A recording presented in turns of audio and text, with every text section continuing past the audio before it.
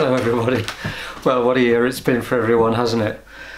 We've been dealing with all kinds of family things, so we've been rather busy, and I haven't been able to make any films in the last couple of weeks. So I'm going to show you a film that I made in the summer. Thought it might be a cheering thing at this time of year. I made the film about the walled garden at Norton Conyers, where my studio is. It was for the National Garden Scheme, so I thought I'd let you have a look at that. Everything will be back to normal fairly soon, and I'll start to make some more painting films. I might even squeeze one in before Christmas, don't know. We'll wait and see. I'm David Stead, artist. I'm lucky enough to have my studio here in the stable block at Norton Conyers House. Norton Conyers has been part of the National Garden Scheme for many years now, and would of course normally be open to the public. I'm sure we will later in the year. We can keep our fingers crossed. And in the meantime, I thought you might like to have a look around the garden.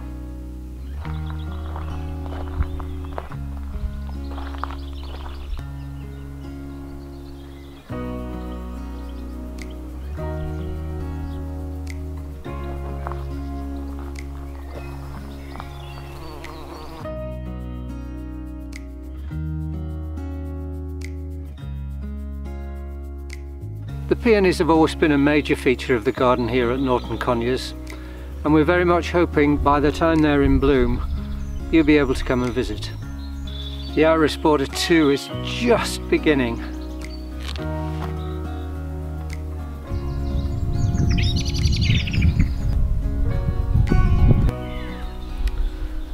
The garden here is a delight whenever you visit, and in recent years it's undergone many changes in keeping with its 18th century origins. Last summer I was lucky enough to speak to the man responsible. So the man largely responsible for the garden in its present form is plantsman Giles Gilby. When did you first arrive here, Giles? It was in 1995, I think it was. Really? So kind of 25 years ago? Feels a long time now, but yeah. I've enjoyed every minute. So would you say there was a philosophy behind the garden? There is. It's a historic wall garden, so we got to work within the sort of confines of that. And I'm very fond of wildlife, nature, whether it be wild plants, insects, birds, animals, etc. So we try to encourage whatever we can, really. Yeah, I was going to ask you about, in terms of gardening practices. Hello. That's good. Yeah. That's okay. What do you do to encourage wildlife? We use the bare minimum of herbicides, insecticides, fungicides, etc. And if we can get away without using any at all, we do. Yeah. We compost everything, all the green waste from the garden. All that comes back onto the garden to improve the soil quality. Right. We are naturally a very light soil here, which means it gets very dry very quickly. So one way of sort of combating that is by replacing organic material into the soil. What's done particularly well in the garden this year? At the moment, agapanthus are really doing extremely well. These look superb, They are don't they? stunning, aren't they, in the blues and the whites. Yeah. And also make a very good cut flower, of course. Right, yeah. Because a lot of the cut flowers are used in the house, aren't they? Yes, yeah. And they really bring the house to life. You can't beat fresh flowers in the house. The inevitable sweet peas, dahlias, statice, chrysanthemums. So we do quite a wide range. So in a good year you get cut flowers from sort of early summer right through till well into November, late November.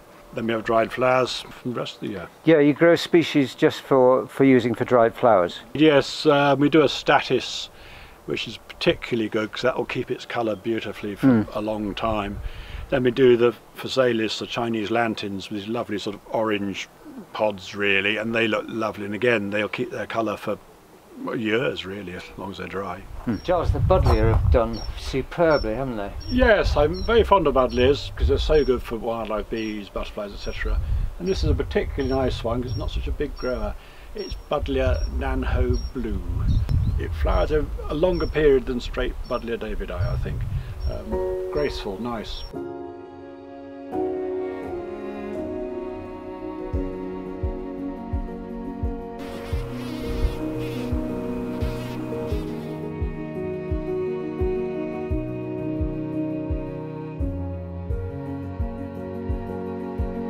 The vegetable garden is now an integral part of the garden, but that hasn't always been here, has it?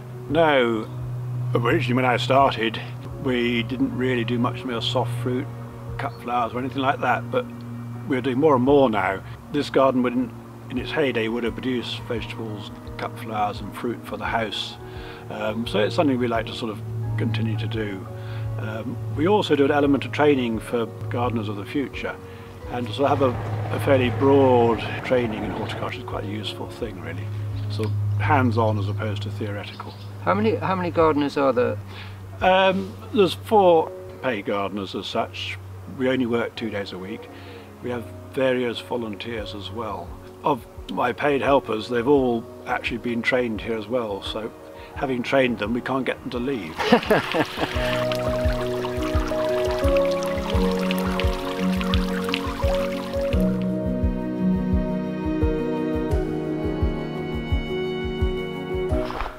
One of several fascinating features of the garden is the wall here, which was a heated wall.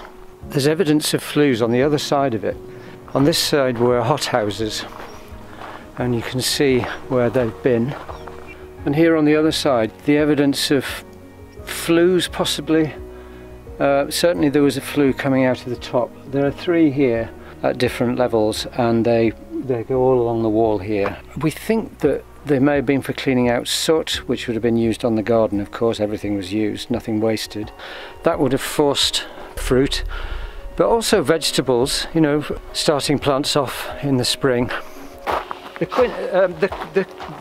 are the quince trees, and they're quite unusual, really, aren't they? Yeah, they're lovely because they're beautiful in flower, lovely pale pink flowers, and yeah, outstanding. I like the shape of them. They're sort of relaxed looking. They fit in beautifully in the garden, and they have these rather pear-like big yellow fruit, which are very hard, beautiful scent, and you can make the most wonderful jelly out of them, or you can make membrio, or you can mix with apples and things like that. They're a lovely fruit. They just take a bit of getting used to know how to cook them, really.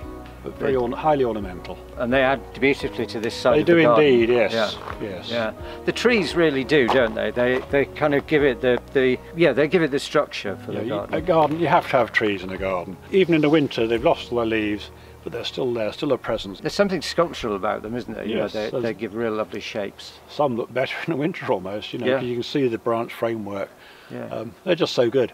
The apple trees, the older apple trees, though, I suppose they're coming towards the end of their lives. Some are going to be probably 100 years old, which is about the lifespan you expect for an apple, really.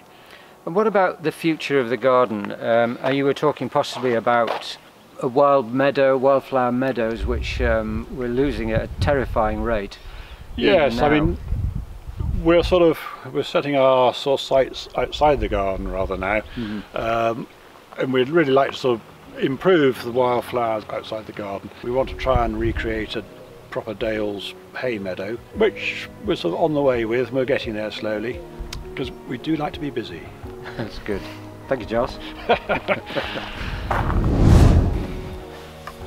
I hope you enjoyed that tour, and when the restrictions lift, which they surely will, and may have by the time you see this, do come and see us here at Norton Conyers House in North Yorkshire.